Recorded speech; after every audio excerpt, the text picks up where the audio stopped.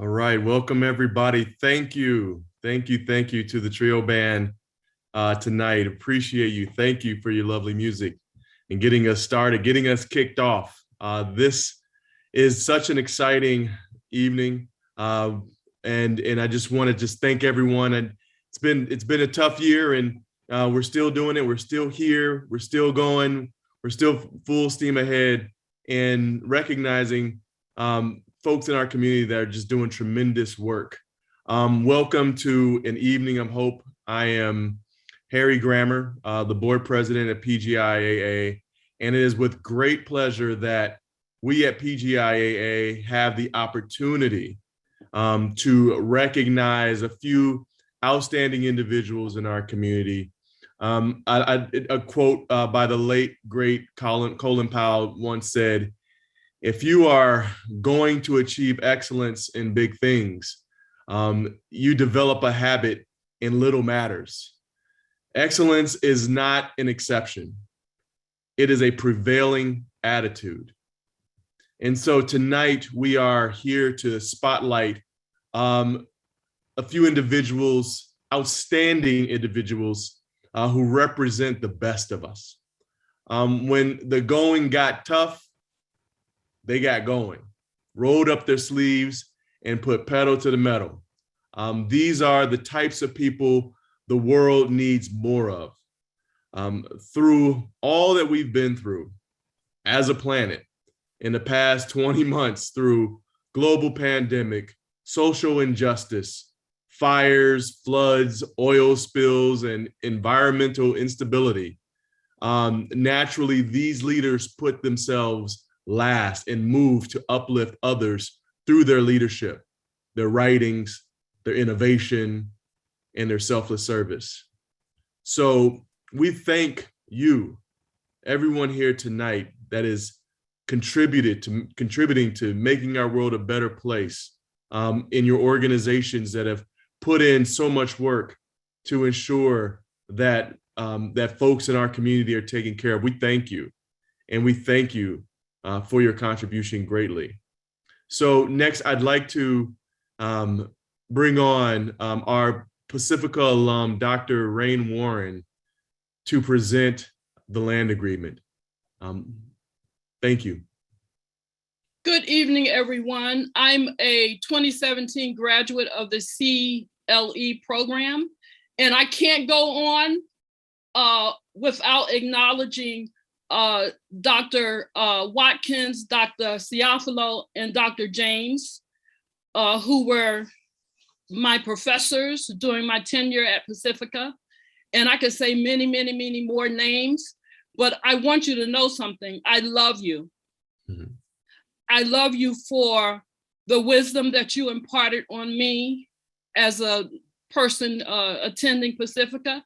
And I also love you for the work that you do in the world. I equally love the land. The land at Pacifica, myself and many of us provided grounding, no pun intended. It provided a nurturing space. And many times I felt that that land cradled me like a mother would cradle her most precious child. So it's my honor to presence the land acknowledgement. As we begin our evening of hope for Pacifica Graduate Institute Alumni Association and Pacifica Graduate Institute, it is important to acknowledge the recent passing of Indigenous Peoples Day and the approaching Thanksgiving holiday next month, and its hidden history of genocide and colonization of the land's original inhabitants. We acknowledge that this academic institution is situated upon traditional territories of the Chumash and Gabrielino Tongva peoples, the first human inhabitants of the Channel Islands and Santa Monica Mountains. We pay respect to the elders of the past, present, and future, for they hold the memories, the traditions, and the culture of this area, which has become a place of learning for people from all over the world. Land acknowledgement serves to remind us of Native history and treatment of the state's original people. We cannot begin to remedy past injustices without acknowledging and educating ourselves about the forced removal of people from their land. We begin this effort to acknowledge what has been buried by honoring truth, knowing more can and must be done. A moment of silence, please.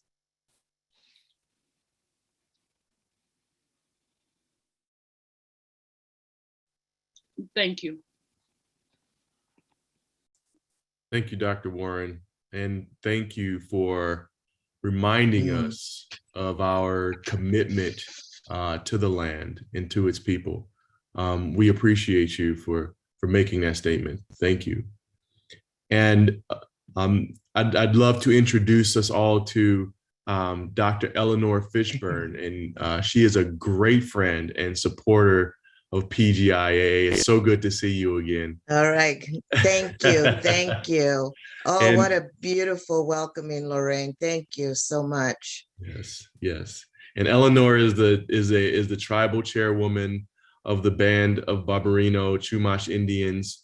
Eleanor is a documented Chumash descendant from the Arianes and the Tumamayat family lines.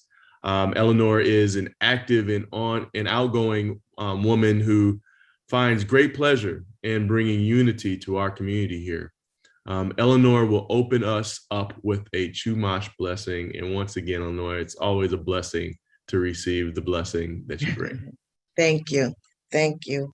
Woya, woya. Thank you for the honor and privilege to open up this space with a blessing. Thank you, Creator, for the hearts that are here with us this evening. Congratulations to the honorees for their community support. Hutash, Mother Earth, we thank you and we bless you.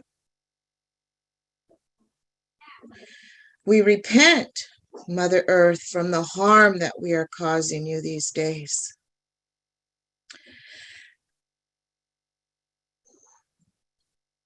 We bless the hands that work the land. We thank you for the food that you give us from this land. We thank you, Father, Son, for the rays of your warmth on this land.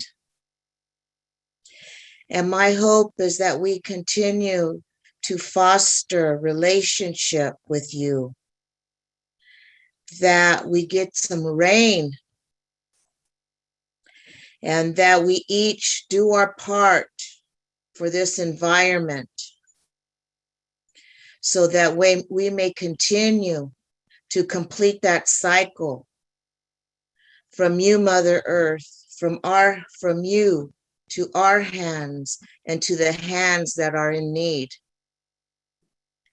We thank you for this beautiful evening. I ask that you just watch over every heart that's here this evening, and may they go and be in peace and love.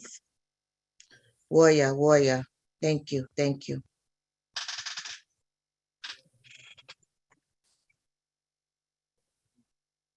Beautiful. Thank you, Eleanor. Thank you. Thank you for your prayers today. Thank you for your prayers that we know are ongoing always. Thank you for your prayer for rain. Thank you for your prayers for Mother Earth. Thank you. And next, I'd like to bring up our fearless leader for welcoming Dr. Joe Cambray from Pacifica Graduate Institute. He is the CEO and president of Pacifica, and Joe will welcome us into tonight's award ceremony. Thank you, Harry. And thank you, Eleanor. You embodied the spirit of hope, which is really the evening's activity.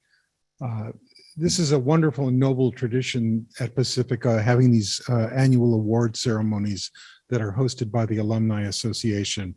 And tonight in particular, we celebrate an evening of hope. And I wanted to say a few things about hope, because hope right now is desperately needed in the midst of social and political, climate and health crises.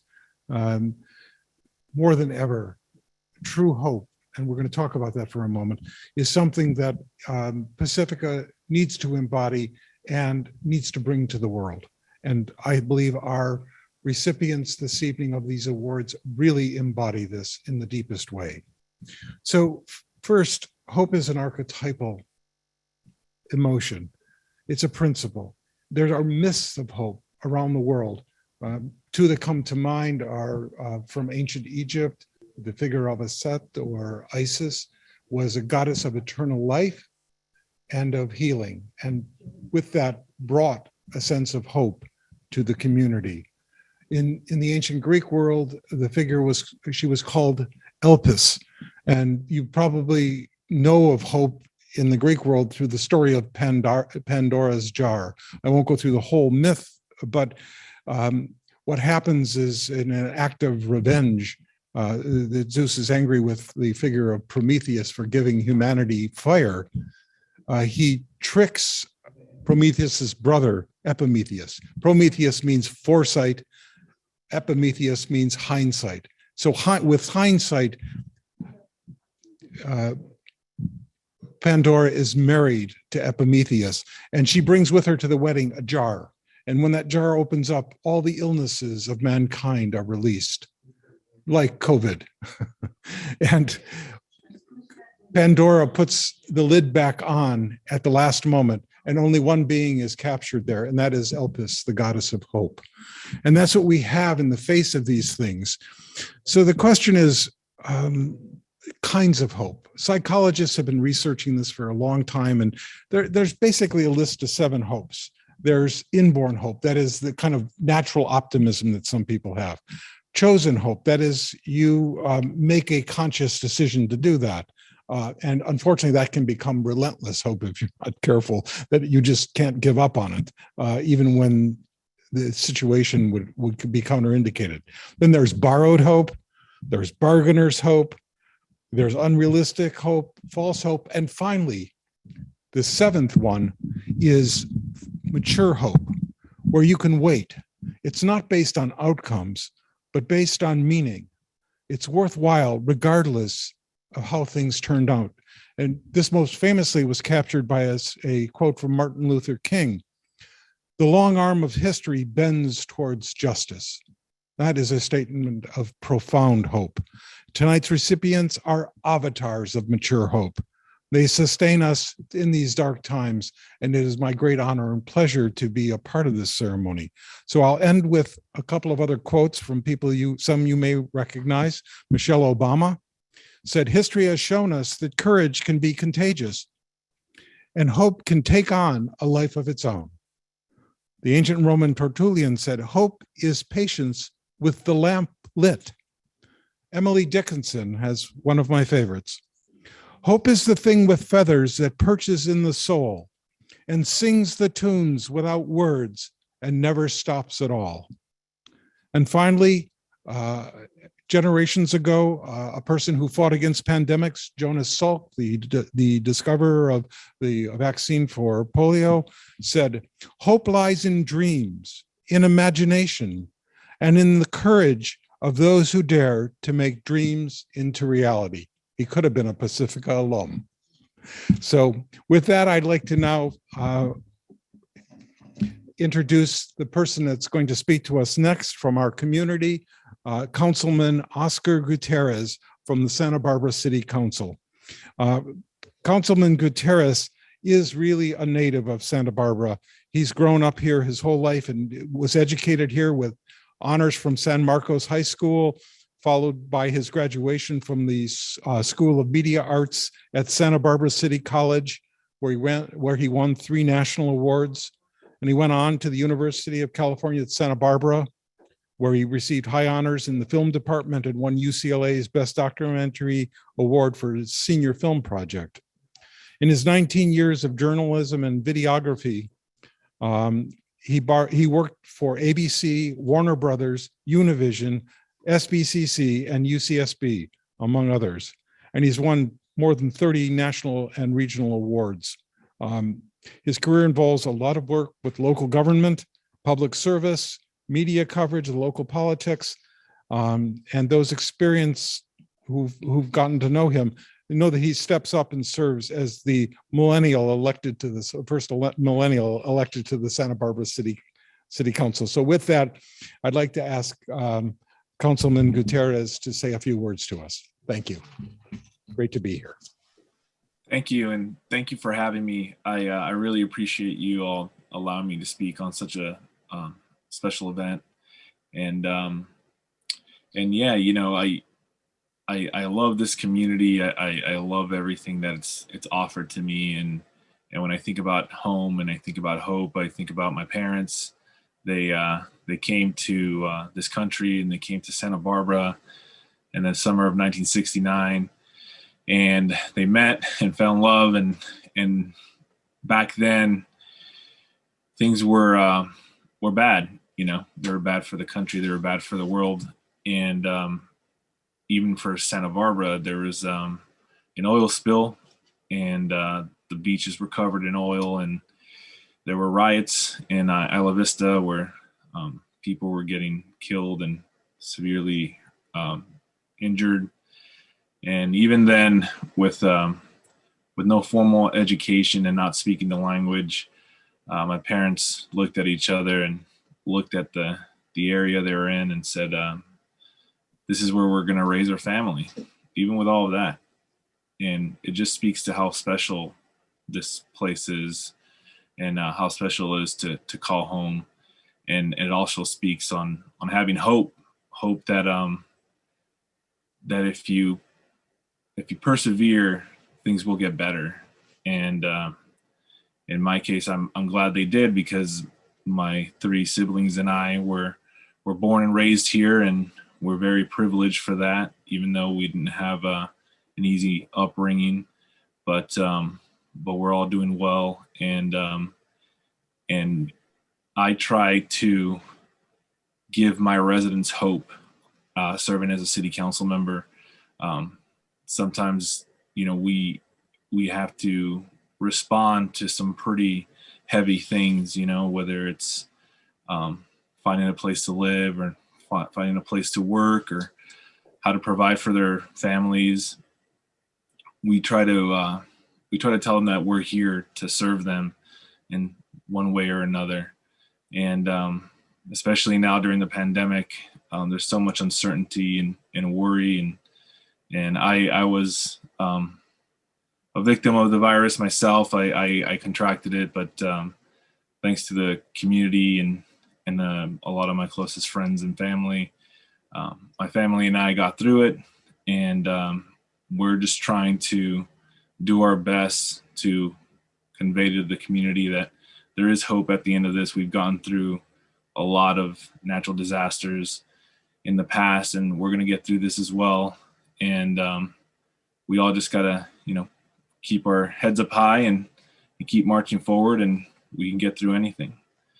So with that, I just thank you all for allowing me to speak today, and want to congratulate everybody, and please know that I'm here for you. So don't be a stranger. Thank you. Thank you. Thank you, Councilman Gutierrez. We appreciate that. And we're so glad that you're here and you got through and weathered that storm of COVID. It hit a lot of us, and we are survivors. So we appreciate you greatly for the work that you do in the community. We're going to take a 5-minute peace trio interlude, and please join us back in 5 minutes. Thank you.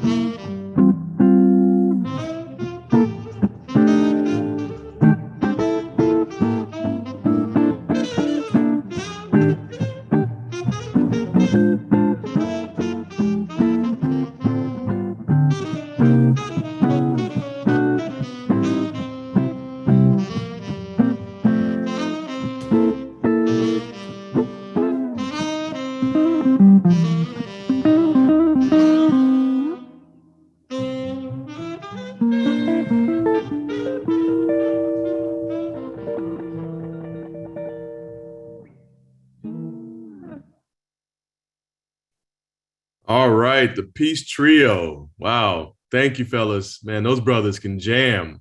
I love you guys are back there jamming on the bass, the sax, the guitar. Love it. I wish I was on campus right now. Thank you so much for your offering. Appreciate you. And next, we are bringing up our poetry reading for this evening. I am honored to introduce Sojourner Kincaid Roll, a playwright, an activist, peacemaker, and Santa Barbara Poet Laureate. Sojourner has been a California Arts Council Artist in Residence and a California Arts in Correction teacher. She has served as the Community Outreach Coordinator for the UCSB Center for Black Studies, and has served on the Santa Barbara County Arts Commission, as well as on the boards of several organizations, including the Contemporary Arts Forum and the Cultural Development Foundation. She has inspired young poets in Santa Barbara and throughout the country. She has been a speaker and in a workshop writing leader. She joins us today to help weave the magic of this evening together with her words for the soul. Thank you for being here tonight, Sojourner. Thank you. I'm so glad to be here, and thank you very much for that introduction. It's always about the past, and we always live in the moment. And so it's good to be reminded of things we have done in the past. I'm very honored to be a part of this program at Pacifica. I've been a friend of Pacifica for many, many years. And in fact, in relationship to my poetry life, one of the first workshops that I went through, maybe back in around 1995, was sponsored by Pacifica, but was held in San Francisco. It was called the Sound of Poetry Symposium. It was very important in my life. And I went as a guest to Pacifica because they were doing poetry presentations at the time with some very famous poets. And so I'm always honored to be a part. Today it was I read about all of the honorees and the purpose of the day and the great work that they've done in the community and the great work that they promised to do as we all move forward. And I chose to read a poem which was originally entitled "The Task of Our Time" and is now a dream of harmony.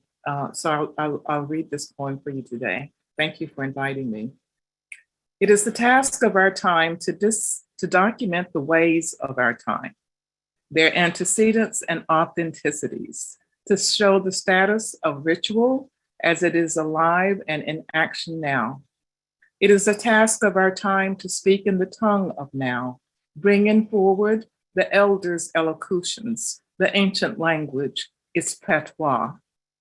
It is the task of our time to communicate in terms accessible to the most people, young and old, and learned of all ilks. It is the task of our time to encounter technology, to develop its language, to communicate it to the mass mind, to consort it with the hum of every day. It is the task of our time to swallow the stones of Demosthenes. It is the task of our time to swallow the stones of Demosthenes, to cleanse the inner caverns where lies cluster like streptococcus, to drench each utterance in healing truth. It is the task of our time to reconcile the broken heart with the balm of the joie de vivre, to kiss the wounded, to make whole the rent fabric of our lives. We hold in common a dream of harmony.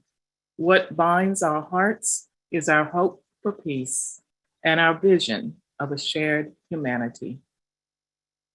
Thank you. Thank you, Sojourner. That is very beautiful. It is the task of time, of our time. Thank you for calling us forth, calling us into action. Your words are powerful and precious, and we thank you for joining us today and for being a friend of Pacifica for so long. Thank you so much for your words and your poetry. Thank you. All right. All right. So next, coming up, we are going to move into our award ceremony now and call forth our awardees. So I'd like to bring Dr. Joe Cambray back to the stage to present our first award. And our first award is the President's Award. And the award we're going to Hee-sun Kim. Thank you again, Harry. It's again a great honor to be here. And this is a new award. This is the first year we have a President's Award. And so Hee-sun Kim is our first awardee. It's great. It's a great honor and privilege to recognize her. Let me tell you just a little bit about her. She's an LCSW, a psychotherapist in private practice with a background in clinical social work and creative art. She is a PhD dissertation student at Pacifica Graduate Institute STEP Psychology program, specializing in integrative therapy and healing practices. She already holds a master's of social work from the Silberman School of Social Work at Hunter College in New York, and has a Bachelor of Fine Art, BFA, from the School of Art, the Art Institute of Chicago. She's worked at the Floating Hospital Mental Health Clinic and the Korean American Family Service Center as a trauma therapist, and worked with homeless shelters and domestic violence safe haven houses in New York City. In addition, she's a somatic experiencing trauma therapist practitioner and a certified yoga teacher at the Integral Yoga Institute in New York. In 2015, she created the Grief Space, a temporary public art installation in New York City. And in 2019, she facilitated the Grieving Tree event at Pacifica's Lambert campus. In 2021, Hee-sun facilitated the virtual Grieving Tree project to honor the precious lives lost from COVID-19 and their families.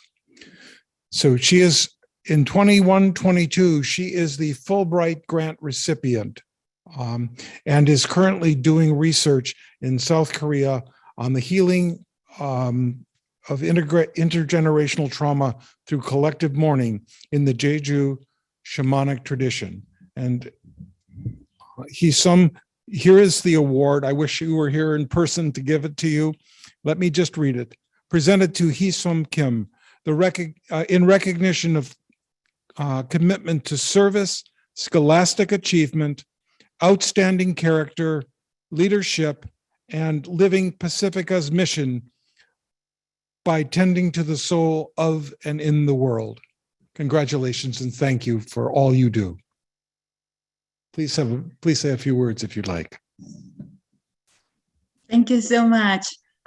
This is such a great honor, and I sincerely appreciate the committee of PGIAA and Dr. Cambray and Dr. Julie Ruth Brown and all the faculty members, fellow students, and staff. You all have taught me not only your knowledge and wisdom, but also hope and love. And I dedicate this award to the precious life lost from the pandemic and massacre, and their families and loved ones who are still mourning and grieving for their loss. Thank you. Thank you so much, Hee-sun.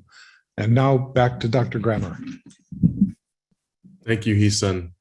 Thank you. Thank you for your incredible work. And next to present our the Chancellor Emeritus Award for Community Service is myself. And I have the great pleasure to introduce Eric Talkin to you all. There are people out there that walk the walk and talk the talk. And it is with great pleasure that I get the honor to honor Dr. Talkin tonight with the Chancellor Emeritus Award for Community Service for your leadership at the Santa Barbara Food Bank. And we at Pacifica Graduate Institute Alumni Association is honored to name the Food Bank of Santa Barbara County as the recipient of this 2021 award. The Food Bank's commitment to providing hunger relief for those in need in the Tri-Counties is unparalleled. Their continued operations, even during natural disasters, and of course, the pandemic crisis, put them at the top of the list for this award. In gratitude, and this is a quote by Dr. Eisenstadt, in gratitude, this year's Chancellor Emeritus Award for Community Services presented to the Food Bank of Santa Barbara County. As our county is recovering from the COVID-19 economic crisis and food has been short on tables for many of our neighbors, the Food Bank has been a lifeline in bringing high quality, nutritious food to families in need. In the hardest hit times, the Food Bank mobilized its resources and reached out to adults and children with the life-affirming gift of love and care, the meals they need to survive and thrive. The Food Bank of Santa Barbara County's mission is to end hunger and transform the health of Santa Barbara County through good nutrition. The Food Bank is a nonprofit organization working to eliminate hunger by providing food, education, and other resources to a network of hunger relief charities in their communities. Getting from hunger to health requires understanding the difference between eating enough calories and choosing healthy foods. SBC is pushing beyond the traditional scope of a food bank by providing with more than just food. With nutrition, education, disaster preparedness, environmental sustainability, and community resilience at the forefront of their mission, they are working to solve the underlying causes of hunger in Santa Barbara County. And I'd like to also add another quote from Diane Travis Teague. We are so happy to honor them for everything they contribute to our community. And I just have to say how me this past year, being part of the food bank in Los Angeles and food banks we were running at our organization, I understand, Eric, the what goes behind providing nutritious food, and I quote, nutritious food to individuals in need when they don't have jobs, when folks can't buy groceries for themselves, or there's not enough they can put on the table. The hard work that goes into just supporting at that level, in the millions of pounds of food you have to move through your organization. So we really, truly, greatly appreciate what the Santa Barbara Food Bank has done over this past year, what you continue to do. And so we are honored to present this award to you tonight. And we'll also be presenting a $500 donation to the Santa Barbara Food Bank. So thank you so much. If you'd like to say a few words, please do. All right. I get an award and you see my face. All right. Thank you so much, Harry, for that. Really, I think you covered all the points in your introduction there. It's great to see your smiling face as well. You make everyone feel calm and at peace. So thank you so much to everyone for the Pacific Graduate Alumni Association for this kind award. Thanks also to Diane Travis Teague for putting forward the work of the food bank. It's great to see so many friends here like Sojourner and Steve Eisenstadt involved with this great organization.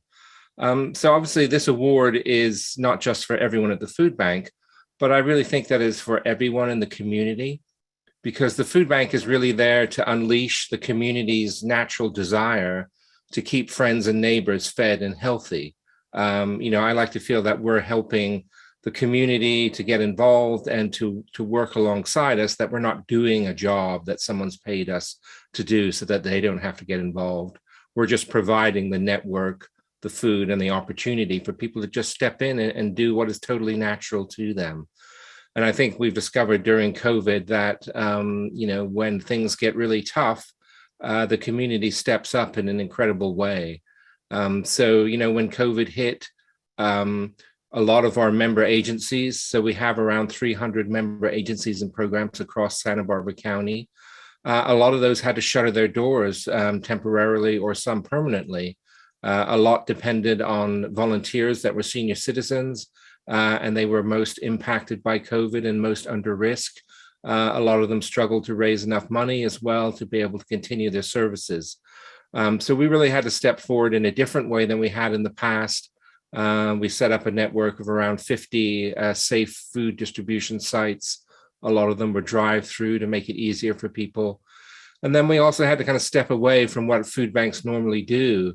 As Harry was describing, a food bank typically is creating a distribution site, and you want everyone to come to that site. You want to bring a lot of food to one place. And obviously, as you can imagine, during COVID, the idea of getting everyone in one place together was not a great idea. So we had to switch our model to focusing more on home distribution as well, for seniors, for those who are immunocompromised. And so that was a different skill for us. And we really couldn't have done that without the way in which the community stepped forward.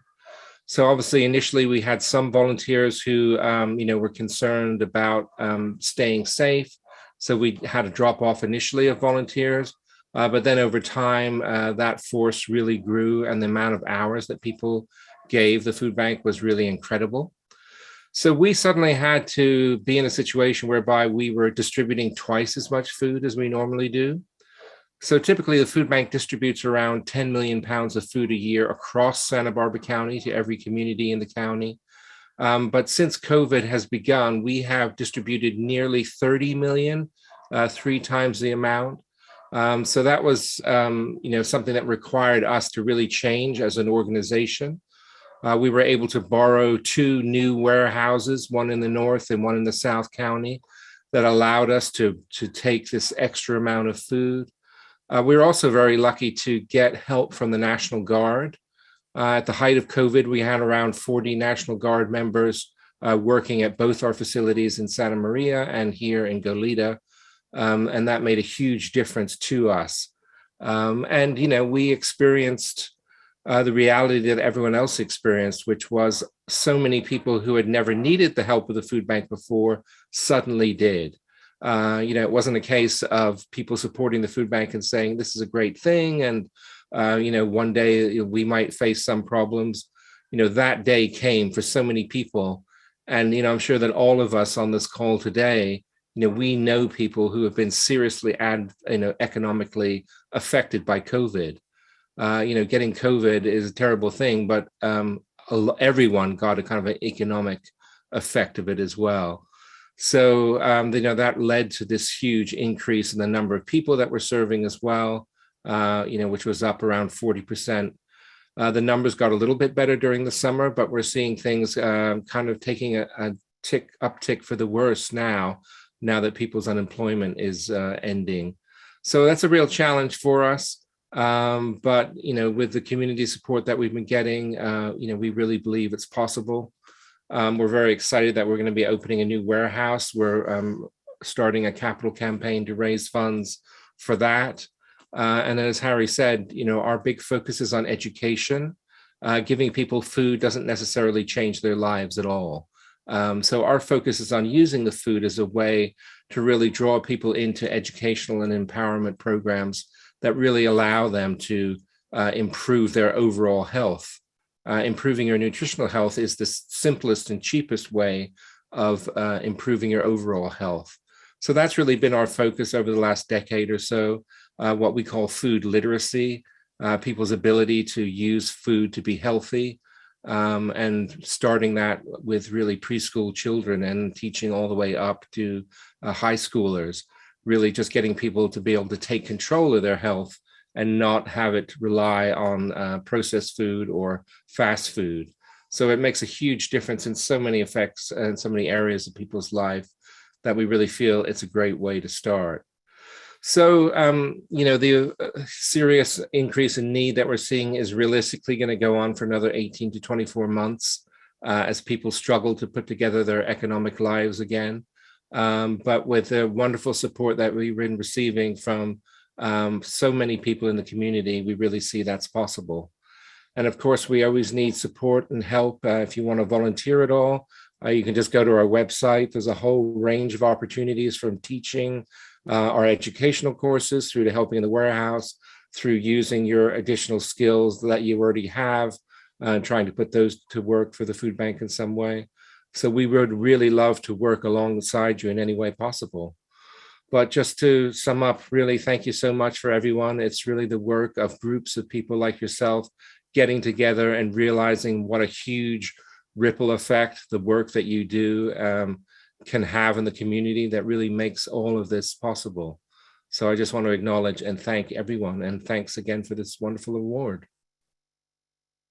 And thank you, Eric. Thank you for your work, and thank you for taking on and stepping up to the challenge of feeding folks during the pandemic and doing such an amazing job. And thank you for bringing education to the forefront and starting with preschoolers in nutrition and whole body health. We really see your work and greatly appreciate it, and look forward to continuing to champion everything that you do there.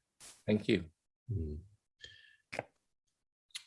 Okay, coming up next, we have a presentation of the presenter for the Chancellor Emeritus Award for Excellence. And the presenter tonight will be the Chancellor Emeritus, Dr. Stephen Eisenstadt.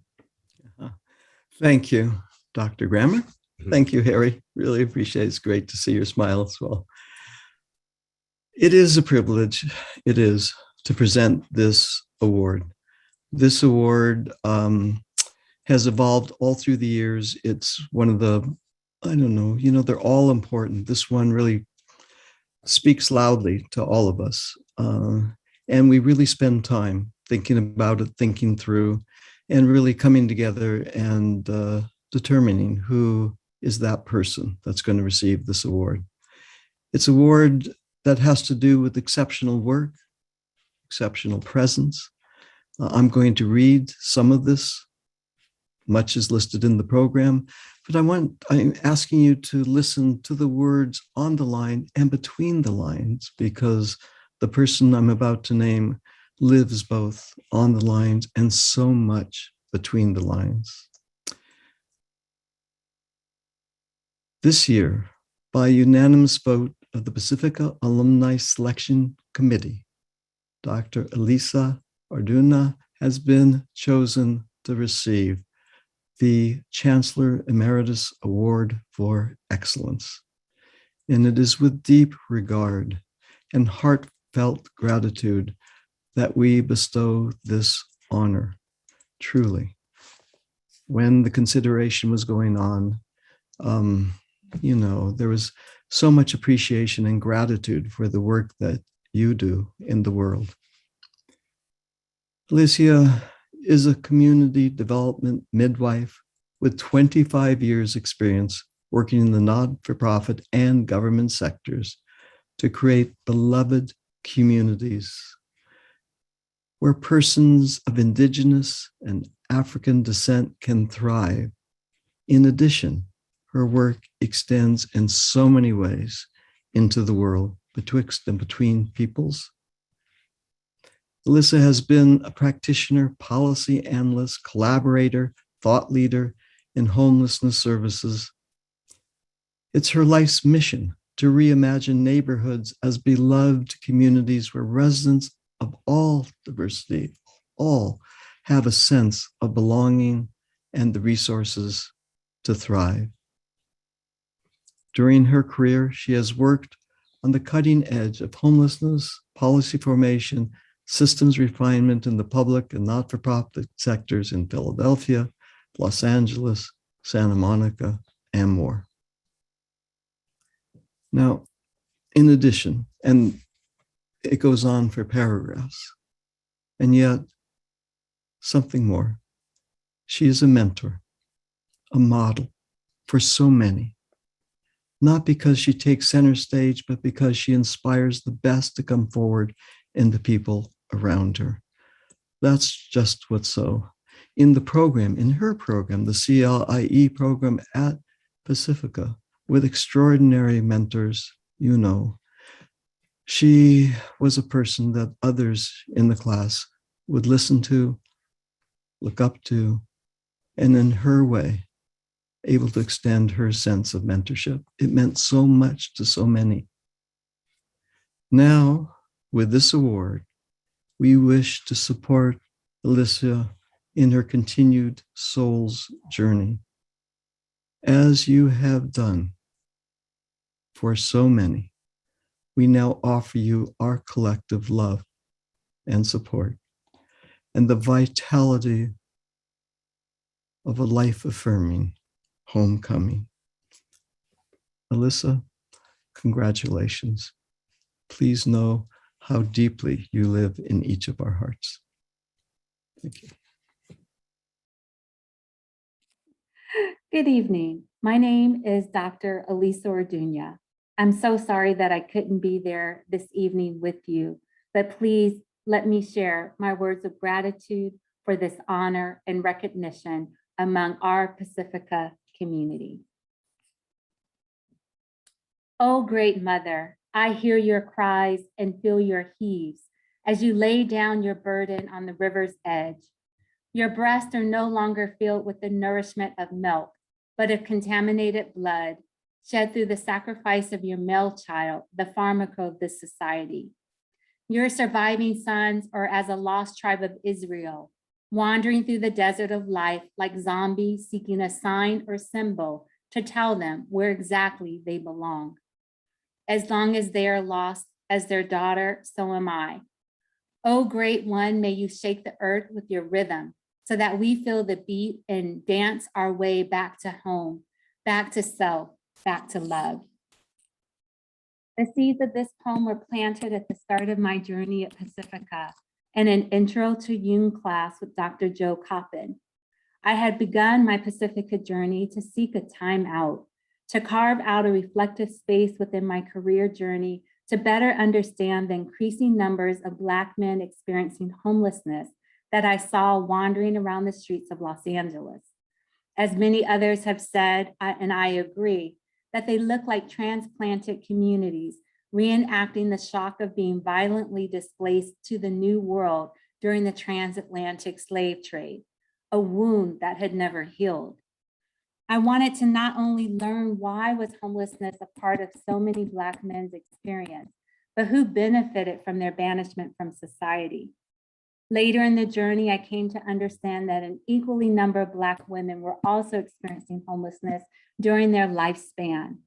Their visibility just looked different, and we as a society have not quite yet developed the eyesight to see their suffering, but we will.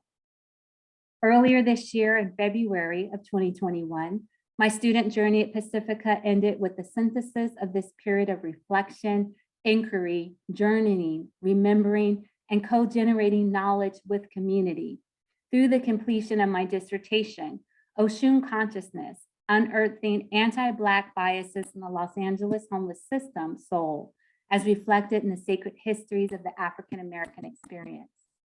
This journey took 8 years in travel, retracing steps of the African-American experience, including visits to Cuba, Haiti, New Orleans, and Nigeria, to remember and call forth the matter of self, marginalized and imprisoned into the shadows of American culture and history.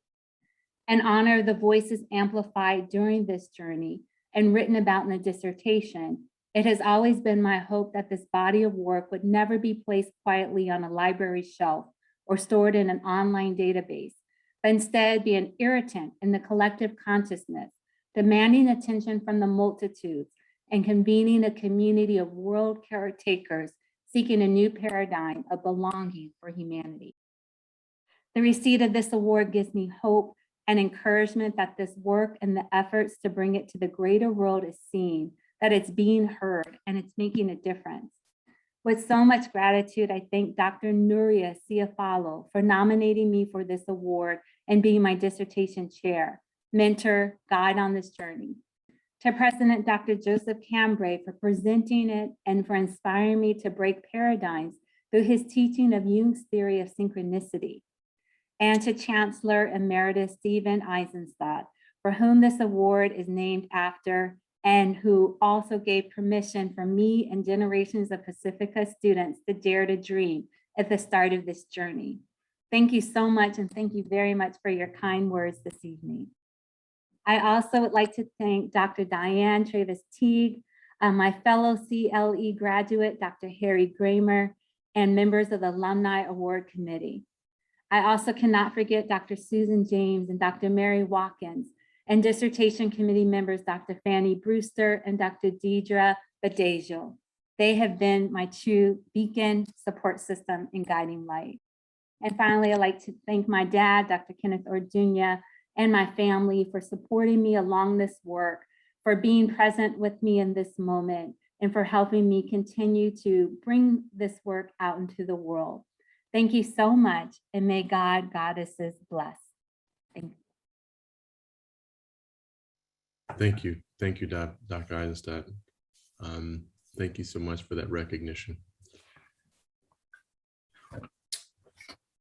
And next, and you will be presenting also the Chancellor Emeritus Service Award this evening. Yes, I will. Thanks, Harry.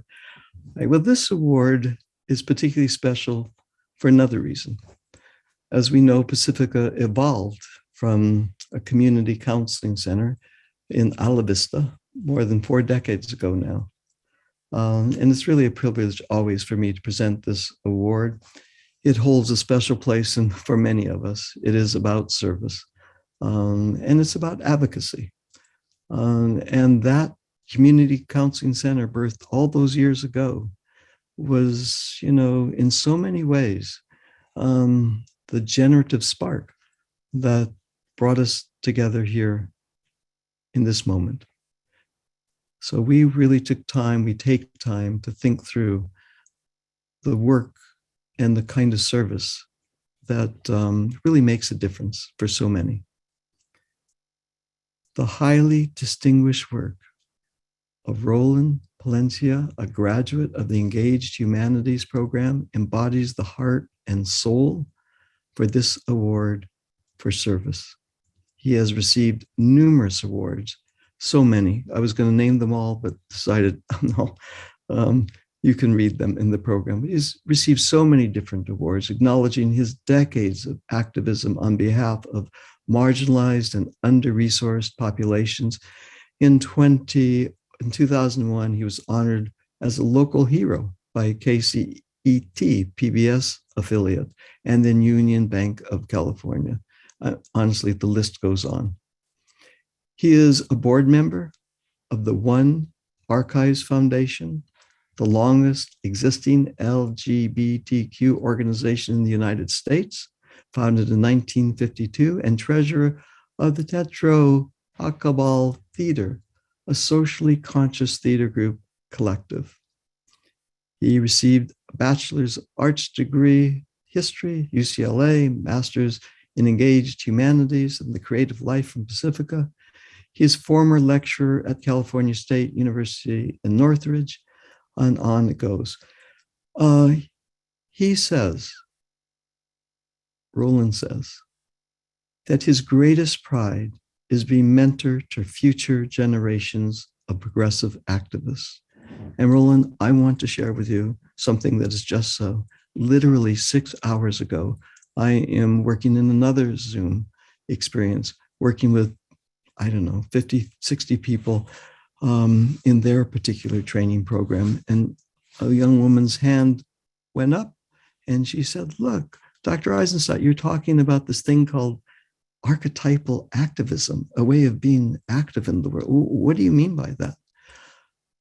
Immediately, my attention turned to the work that you do in the world and how you've taken the work of depth psychology and engaged humanities, combined it in the advocacy and the service that you offer.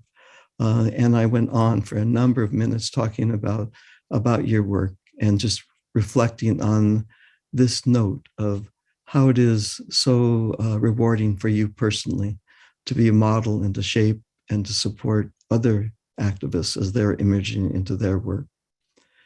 So how wonderful is that? It's really cool, really great. Speaking of hope, the world needs your mentorship now more than ever. Will you please join me in honoring and celebrating the life and the work of Roland Palencia? Congratulations, Roland. Thank you for all that you do. Much appreciated.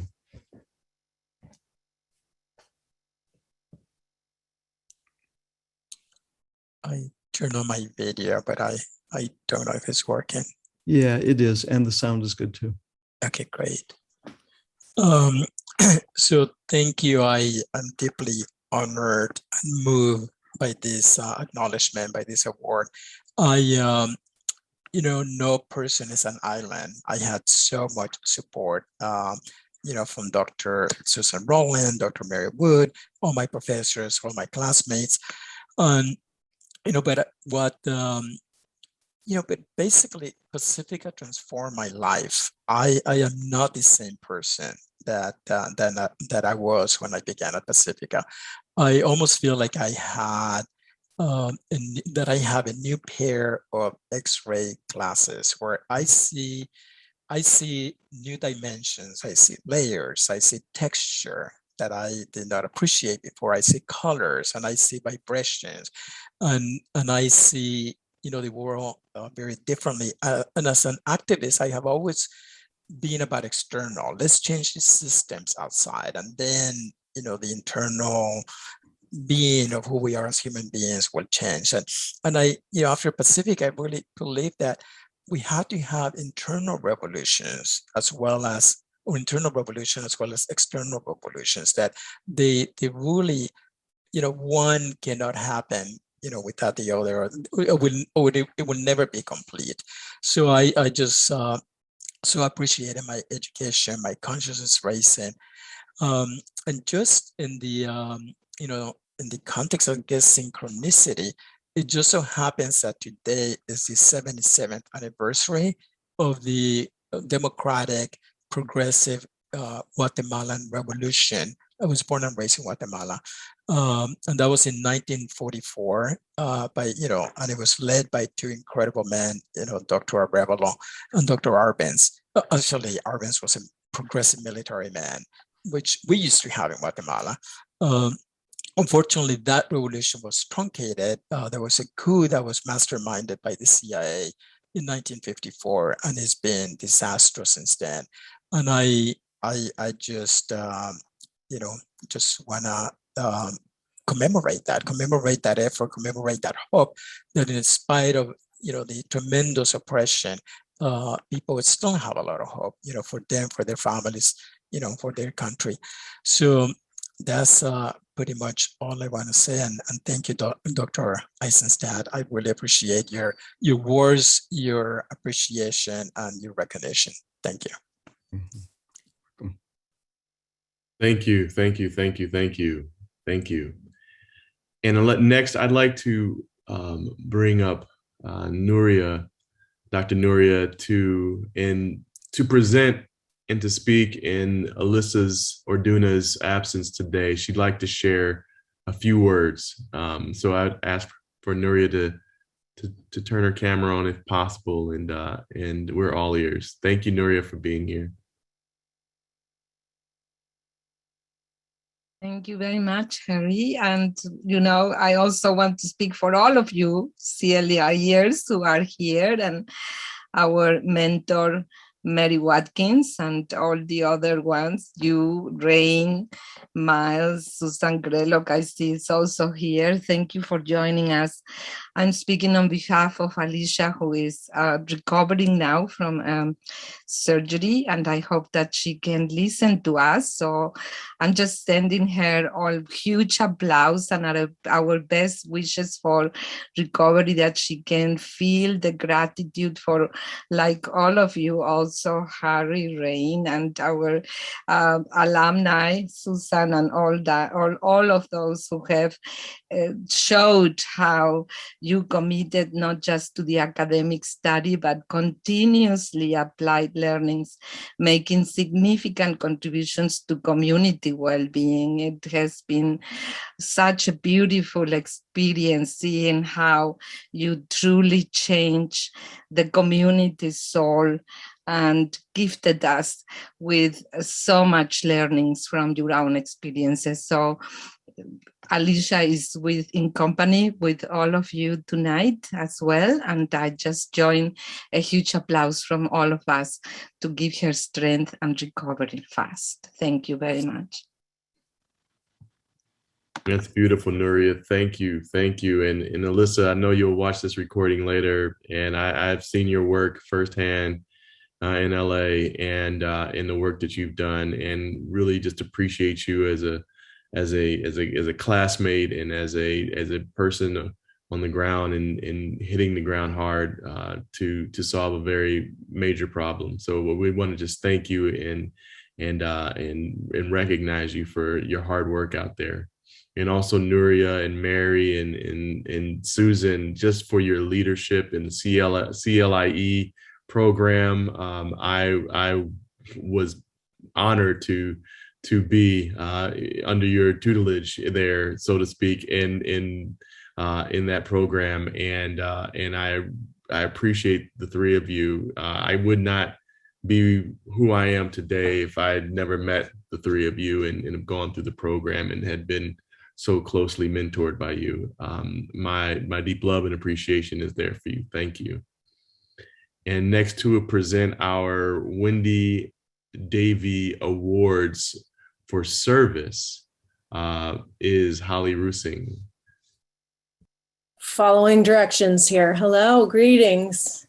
Got it. Can you guys see me and hear me? Nice. I will concur with your final phrases there, Harry, with these giants, and so beautiful to see their names and hear their voices and be in the presence of some of my mentors that I haven't had an opportunity to see too much of lately. I am so honored to be asked to come in with you all.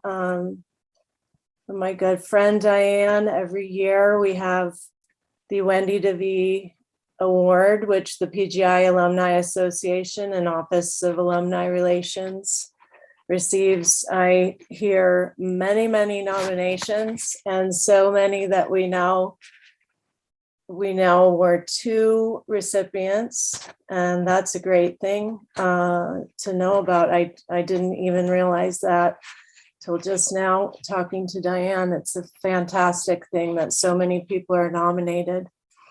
The award, as most everyone does know, celebrates sacrifices, dedication, for those who exemplify what Pacifica stands for, which is many things. I am particularly honored, as Wendy was, I know, friend to many of you, and that this isn't planned. One of my professors in the counseling program, and interestingly, she, as all of you know, she was a very special person. I won't digress too much there, but that was quite some number of years ago, and I am obviously touched to remember her and present this well-deserved award. And there are, as we have mentioned, many who have made great efforts tending soul in the world. And then I have the honor to introduce to you Mary Miles Carroll, who has been selected as someone as a shining example of heartfelt efforts, compassion, organizing, high energy, overcoming many obstacles to bring hope in dark places, and the many individuals that she works with, and to our community. I would like to add something last minute after Joe brought up the concept of hope. I just wanted to revisit a memory that one time in one of the talks, there was a young idealistic student that asked a question, and James Hillman made the comment very loud and clear, well, I can't give you hope for the future, which yielded a resounding laughter in the room. And I thought about what Joe said earlier about that 7th type of hope, the mature hope, where one can wait. And for the first time ever, I had some words to put to that. And when I think of a person who truly rises to the occasion of this award, and has dedicated a life of service, and to be in a position as a current student even, and have the dedication and that amount of compassion to do the work, to be recognized while they're in school. I believe that people, that type of a special being is somebody that is on that path, that type of hope, and obviously has a lot to offer the community.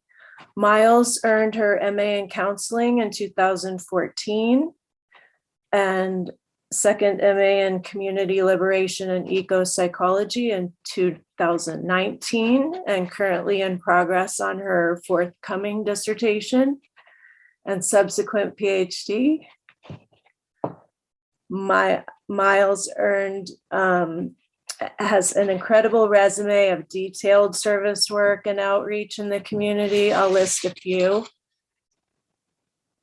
Crescent Health, Community Counseling and Education Center, New Beginnings, Alternatives to Violence, collaborations with SB Alliance for Community Transformation, neighborhood navigation centers, and more, just to name a few. I'm assuming maybe in the description there will be some a list of achievements to illustrate her work in the community. Just to give us a little personal story that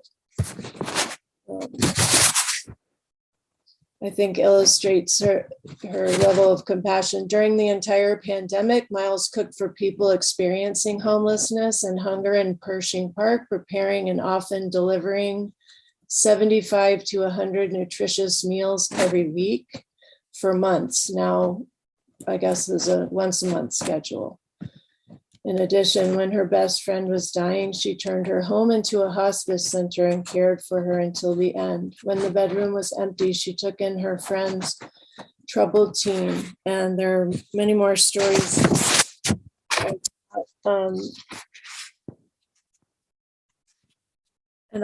To add to the long list of formal nonprofit outreach organizational work, and illustrate that high level of personal compassion with friends and acquaintances. Just to summarize, it is my great honor to present to you, Miles, and to include you in the list of illustrious past recipients of the Wendy W. Award. The esteemed fellow students and professors that are on that list you're in good company with that group. A long line of greats who have lived the depth psychology dream, or perhaps been lived by the dream, as some of us might say. Please join me in offering a huge congratulations to our dear student who has been committed to a life of service and compassion. Well deserved, Miles.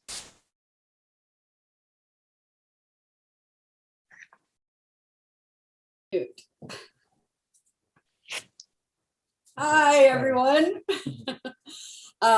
You just really made me teary from one blonde with glasses to another. Nice to see you, Holly. I was also taught by Wendy, which is just incredible.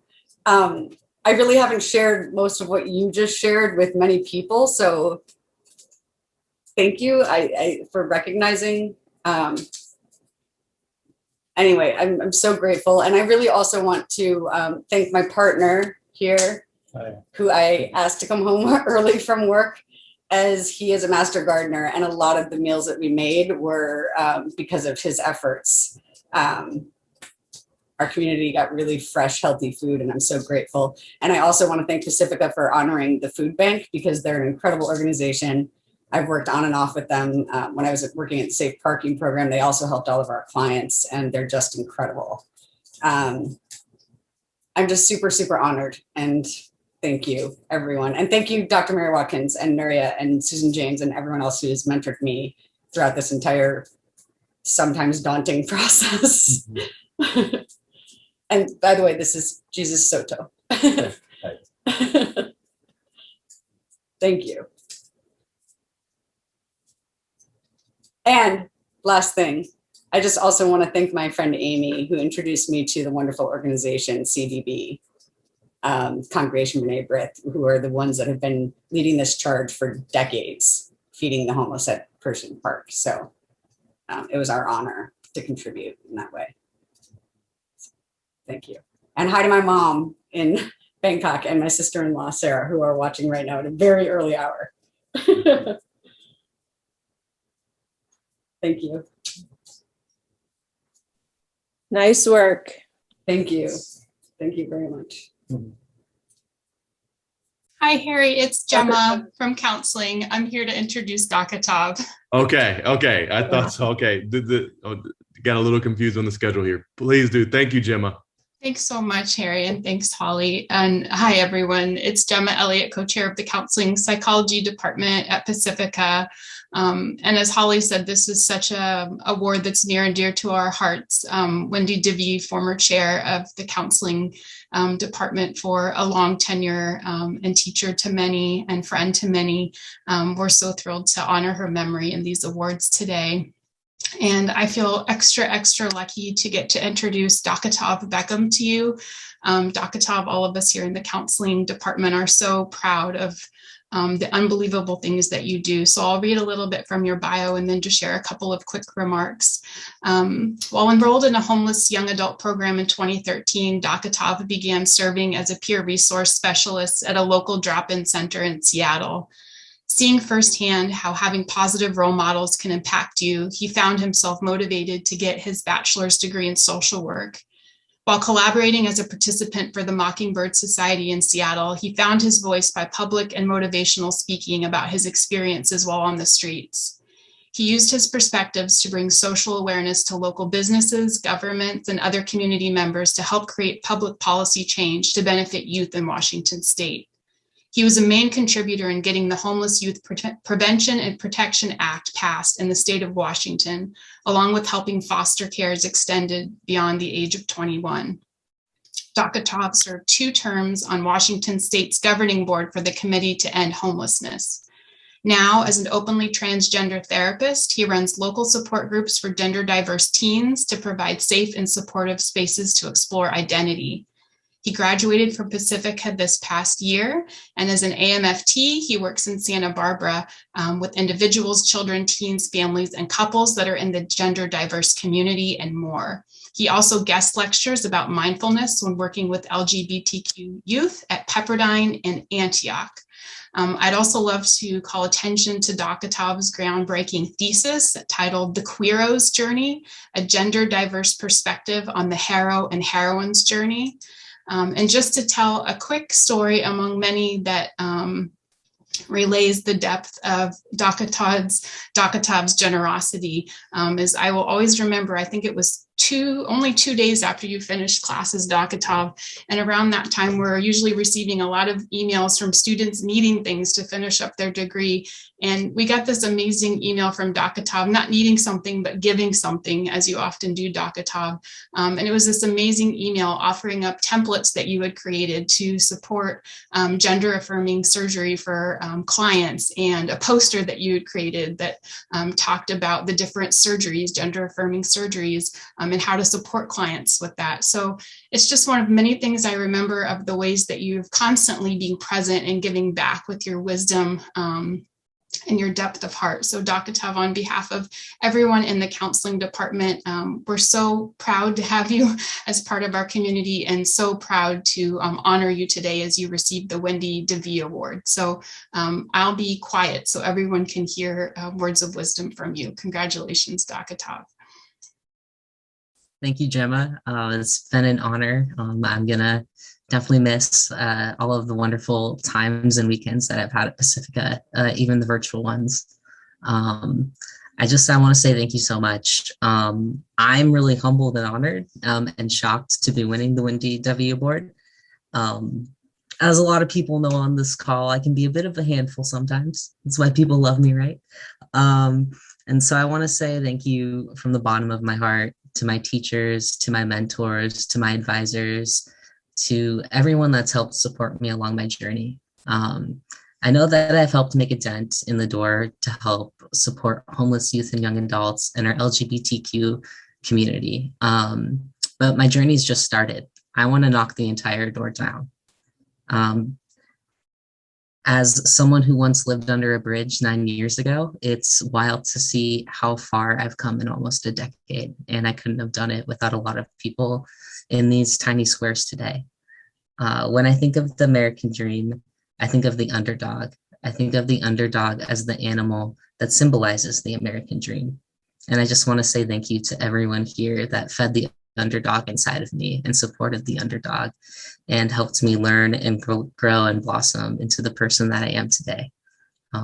So once again, just thank you. I am so honored and so humbled to be here tonight with all of you. Thank you. Thank you, Dr. Toth. Thank you. Thank you. And I'm just overwhelmed by the amazing community that we have here at Pacifica and the work that we do at Pacifica and beyond and in Santa Barbara. This is truly a humbling event today. I just want to also just continue to thank everyone that have presented tonight and has also received awards. We're going to keep this going. There's more to come. So next, presenting the Chancellor Emeritus Pathfinder Award is Charles Caldwell. Hi there. Thanks, Harry. So it is my honor to present the Chancellor Emeritus Pathfinder Award to Howard Specter. And this award recognizes amazing individuals for leadership, vision, creativity, and innovation through selfless service to the community. Howard is a PGI graduate from the counseling program in 2004. But before that, for many years, he worked in technology and startups. And more recently, he has spent most of the last decade as a CEO of an industry-leading practice management software and electronic health record platform called Simple Practice. It's pretty amazing that for those of you who want to look it up and see what he's helped to create to provide incredible support for therapists and health practitioners out there. So he's, for about a decade, he's been doing that. But in 2018, he had an idea, and that idea was to add a new feature to this practice management software. And that feature was telehealth. Of course, he couldn't have known then, back in 2018, that the coronavirus crisis would transform his clients' businesses and the whole world of counseling, and that his new feature would be perfectly situated to be of incredible service, helping hundreds of thousands of people during a global pandemic. But I kind of think in saying he couldn't have known, but it's almost like he did, in the sense of helping to create something that would be so perfectly helpful during this time of incredible crisis. As some of you know, I work at Hospice of Santa Barbara here in Santa Barbara, and we had to make the switch to telehealth during the pandemic early on with all of our counselors who work with bereavement services. And it was some switch to try and do in the middle of the pandemic. But as it's turned out, we had a lot of doubters as to whether that would really work through a telehealth medium. But I have to say that it has been incredibly powerful for the clients who've been working through telehealth, and for our counselors as well. Incredibly deep work, and what a gift that he was able to help create to provide for healthcare workers who could then have that ready and have that set up so that people would be able to access incredibly important mental health services during this time, which we know of burgeoning mental health needs. Now, his company, Simple Practice, has a network of about 100,000 health and wellness practitioners serving the people of their communities and beyond. In addition to being one of the fastest growing companies in the mental health market, Simple Practice has been recognized for its stellar product itself, what it actually is, for its company culture, and it has also received numerous industry accolades for their commitment to both security and to privacy, so important to the work that so many people do. Now, his mission is to ensure that these therapeutic services are available to all those seeking help and to provide a best-in-class wraparound solution to the providers who are able to provide that service. This mission of inclusiveness is echoed wonderfully in a quote from one of the therapists who herself uses this software that he created and through Simple Practice, Dr. Donna Oriolo, who lives in DC. She says, "It's important for me to remove barriers to care because there are already so many barriers in the way. So what that means for me is I need to figure out another way for people to access services that they can do on their own time, whenever they're ready. And Simple Practice helps with that." Also, his Pathfinder innovative spirit of giving might be summed up in a quote of his own, of Howard's own. "We didn't set out to build a company to make a lot of money," he said. "We built the company because I needed some software. And I thought about all these people that I worked with, and I wanted to give them something that could really help them.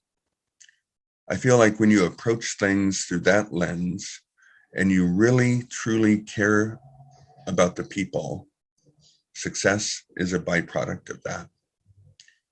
So Howard, for your prescient commitment to providing innovative solutions to those whose mission is to provide critical care to all people, and for all the thousands of people who your solution has helped during this pandemic and will go on helping for years to come, I'm very happy to present you with the Chancellor Emeritus Pathfinder Award for 2021. Thank you for your incredible spirit of innovation and helping not only your company, but all those find the path through this time that has been so challenging and dark for so many. Thank you, Howard. Hi, I don't know if you can see me or not. Mm-hmm. Yeah. Well, thank you very much. I've listened to everybody else's stories and I feel like an imposter. You're all so deep in this important work, and I just created a software company.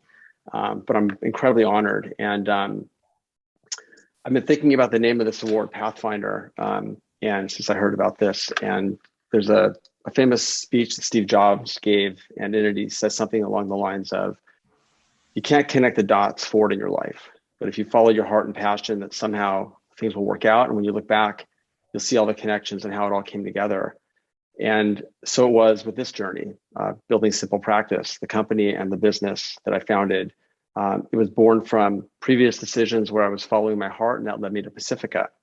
And I believe that the path is behind us, created by us, and we stand in the present, hopefully driven forward by our heart and our intuition. And for me, the most important element, trust. Learning to trust myself, learning to believe that what I had to offer was worth something and that maybe I did know some things. Pacifica is really the place where I began to develop that trust.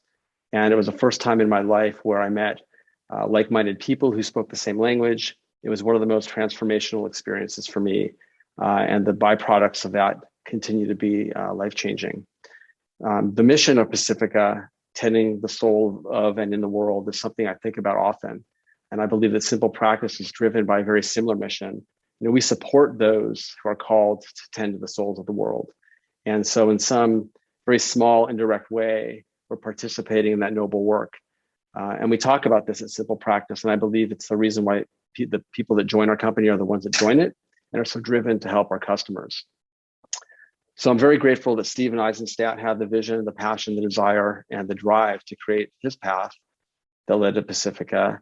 And I'm grateful to those who came in to support that vision and mission. And now we all share at least one stop on our individual journeys. So thank you. And also, thanks for that great introduction. And just a special thanks to Diane for her selfless and tireless work over the years. And I know she puts up a lot with me, so I appreciate that.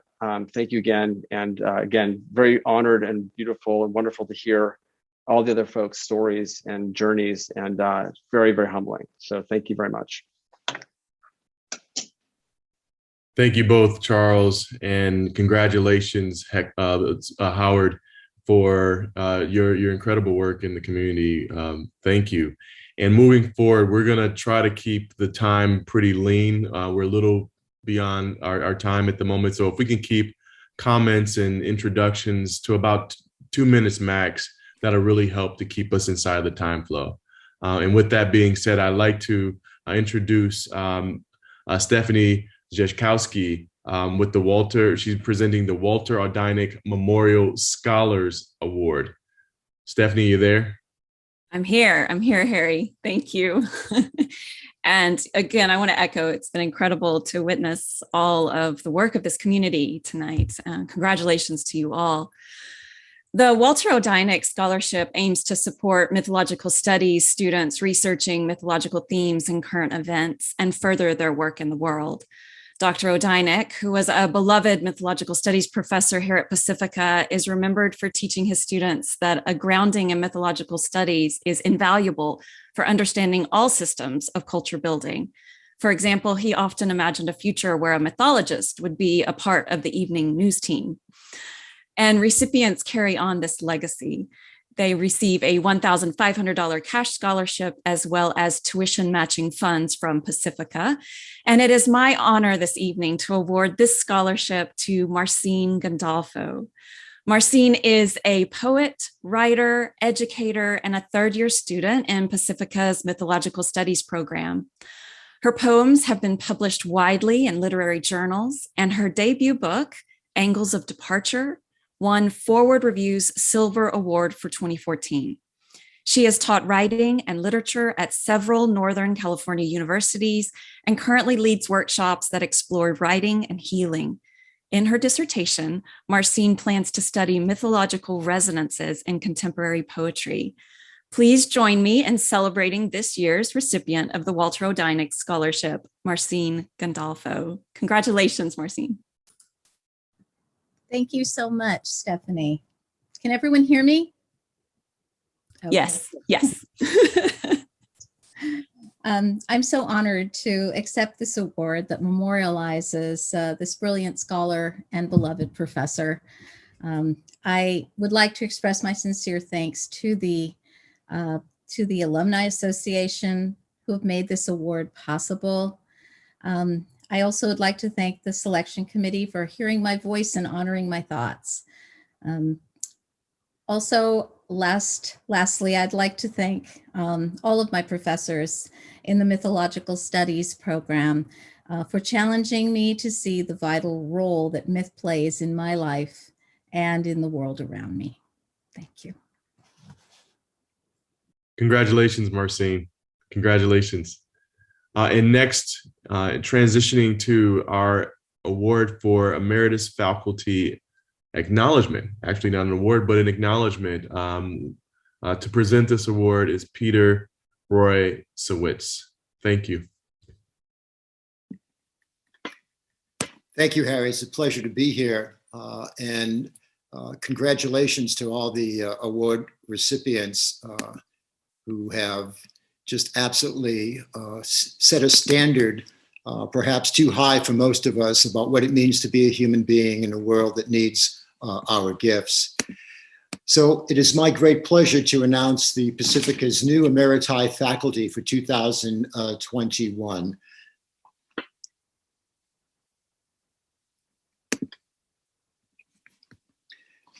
The first recipient is Dr. Christine Downing. Dr. Christine Downing is a preeminent scholar in the field of mythological studies, experiencing widespread enthusiastic celebration of her scholarly career through innumerable publications and dynamic presentations. For her nearly 35 jewel gift years as a faculty member in mythological studies, she engendered a devoted following of researchers and scholars among her students and those fortunate to have traveled with her on her many mythological study tours. She served as a core faculty in the PGI Mythological Studies program and made extensive scholarly interdisciplinary contributions to the fields of religious studies, mythology, and gender studies. In addition, she is Professor Emerita in Religious Studies from San Diego State University, where she taught for almost 20 years. She has taught concurrently at San Diego campus of the California School of Professional Psychology and the C.G. Jung Institute in Zurich. She deserves our highest esteem. Our second recipient is Dr. Mary Watkins. Dr. Mary Watkins has contributed over 30 years of teaching and administrative service to Pacifica. She started in the clinical psychology program in 1988 before moving to the chair of the counseling psychology program in 1995. In 1996, she was an essential part of the inception of the depth psychology program that she often chaired. In 2009, she co-founded and has chaired the unique and transformative Community Liberation, Indigenous, and Eco-Psychology program and served as the program's coordinator of community and ecological fieldwork and research.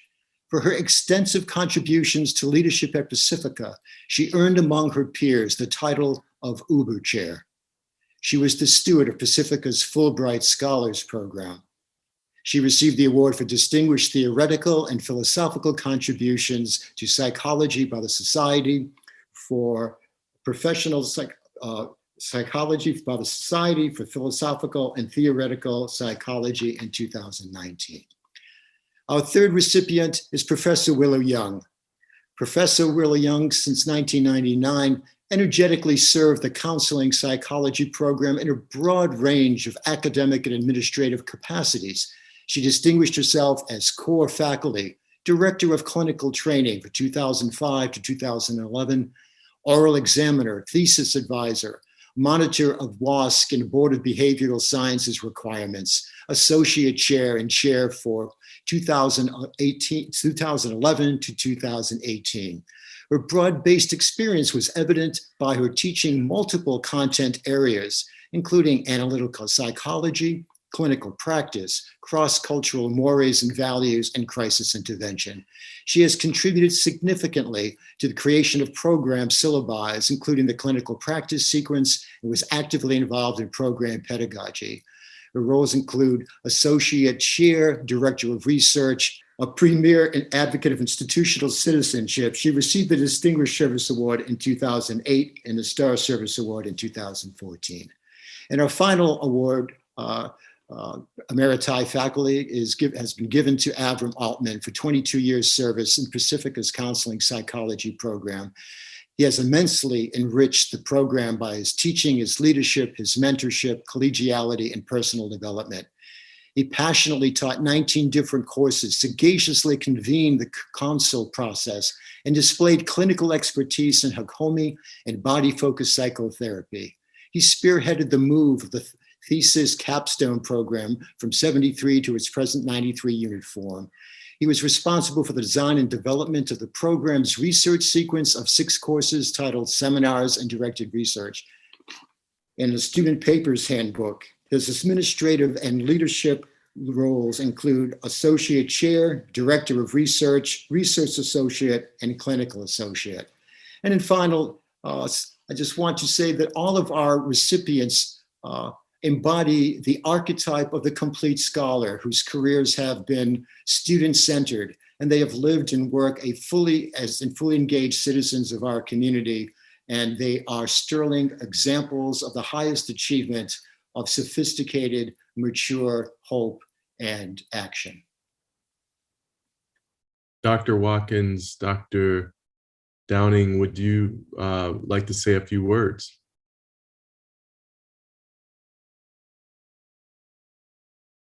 Thank you. Thank you all so much. It's been so heartening to hear all the work that you all have been honored for. Now, we really do need to eat the bread of radical hope. That's what our diet needs to consist of. And the work that you all are being honored for is the stuff of that bread that will really feed us as we do our work going into the future. So it's been my life honor to be connected with so many of you tonight who are here. And I want to thank you for all the warmth, the generosity, and the vision that you've offered to me. I'm really deeply grateful. Thank you. I really want to pretty much echo what Mary has said. It's been a treat to be here this afternoon and to get such a rich re-experiencing of what so many of our alumni have done. And I also want to say it was a joy to me to see Steve, whom I'd not seen for a very long while, and to remember that he and I have been connected with Pacifica, I think, longer than anyone else who's still around. I just also want to say that it's a very strange experience for me this fall not to be back in the classroom. The first time, I think, since I was 5 years old. September hasn't meant the beginning of school. I just feel incredibly grateful to have been part of the Pacifica community for those 35 years. When I first started at Pacifica, I thought of it as my encore career, and it ended up turning out to be not only the longest part of my career, but in so many ways, the most fulfilling and the most important. And I guess I just want to say thank you, Pacifica. Thank you. And thank you. And I think I heard you say the word rich. And I think that's the word I would use to describe just how you have woven, and the two of you have woven, the fabric of very rich education and leadership and scholarship, and through your writings, how it's so delicately woven into the fabric of Pacifica. And we thank you for your service at our institute. We thank you. And I thank you, Mary Watkins, for who you've been for me, and as my dissertation chair, and we've worked so closely together, and you know my writings and my heart inside and out. I thank you for all, and you've been on my journey through these many years. And so without the two of you, Pacifica would not be what it is today. So thank you for who you've been for us. And next, we will present the Aberconowitz Research Fellowship recipients. And coming to the stage is Lorraine Warren or Susan Graylock Usum. Please join us. Hello, everyone. We are so honored we're able to offer this fellowship for the second year in a row. The Aberconowitz Fellowship recognizes 2 scholars this year who demonstrate a really exceptional commitment to deep ecology and creative praxis, very much in the spirit of the artist Magdalena Aberconowitz, Sarah Maria Acosta-Ahmad, and Christine Yarborough.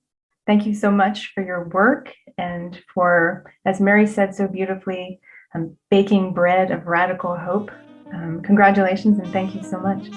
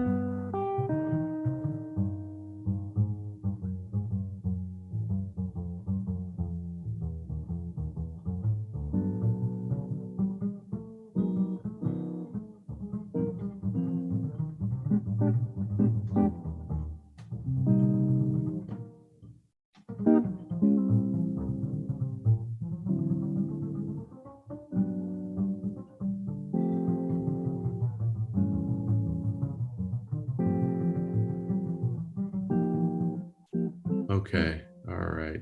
So the slides are posted on the PGIAA website for those of you that like to view them there. We are coming to the conclusion of our time together here today. I just want to once again congratulate all the folks in our community that have been doing tremendous work over this last year, and all the recipients of the awards, all of our presenters, our professors, in the acknowledgments. This truly is a beautiful and powerful community of scholars and like-hearted individuals. And I am very much proud to be a part of it. To go out today, I will send us out with a little poem that I wrote for this occasion. And if I could pull it up really quickly, it's entitled, oh, it doesn't have a title, but it's at the top of the title, at top of the page, it says my poem. We'll call it Hope. As we change with the seasons, our heart opens with each beat. We welcome transition as an opportunity to envision a world more colorful than before. We are a resilient lot of courageous humans. Courage doesn't mean we don't get afraid. Courage means we won't let fear stop us. Fires, wars, and pandemic pandemonium. We are prepared for whatever may come. What holds the strings of us together? Love does. It never decays. It is the highway that never ends. It's the wind that never bends. It stirs our souls from within as it connects and tends to the soul of the world. We shape each other's lives by invisible collective thought as we feel through each moment we share together. When you feel, I feel. When you hurt, I understand your pain. Whether in proximity or oceans apart, we breathe in unison. We share the sunrise and sunset. In the same way, resilience connects us. So thank you all for joining us this evening. We're gonna swing out with the Peace Trio Band. Would you like to leave in any remarks, Dr. Eisenstadt, before we move on into the next moments of our lives? Thank you, Harry. It'll be 1 minute only. And Harry, I'm speaking on behalf of all of us, for sure. A true pathfinder. This be you. Your scholarship, obviously, your service, of course. It's what lives in your heart. The sense of gratitude, compassion, love, the care you have for this community, for our beloved alumni community.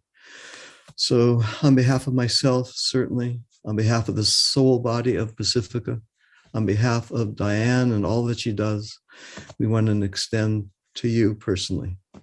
Thank you. Yeah, for sure. And thank you for creating such a special place for us all to do this here.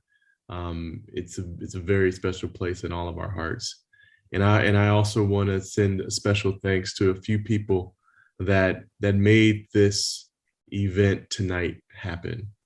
Dr. Beth Ann Boardman for editorial and proofreading, Dr. Diane Coffey for logistics and proofreading, Dr. Rain Warren for PGIAA Award Selection Committee, Dr. Susan Graylock, USIM for PGI Awards Selection Committee, Thomas Lyon, PGI Awards Selection Committee, and Jeff Mahoney, PGIAA Webmaster Design and Graphics. And last but definitely not least, want to recognize and acknowledge Diane Travis Teague for holding all of this together and for weaving such a beautiful basket that contains and holds us all through this process. Without her hard work and her dedication and her commitment to the greatness and the wonder and the beauty of this organization, we would not be here presenting these awards today. So Diane, we love you. We thank you for everything that you do for Pacifica and for PGIAA. We appreciate you and love you. Thank you. And with that said, you all, we will see you the next round. Thank you all again. Have a great night.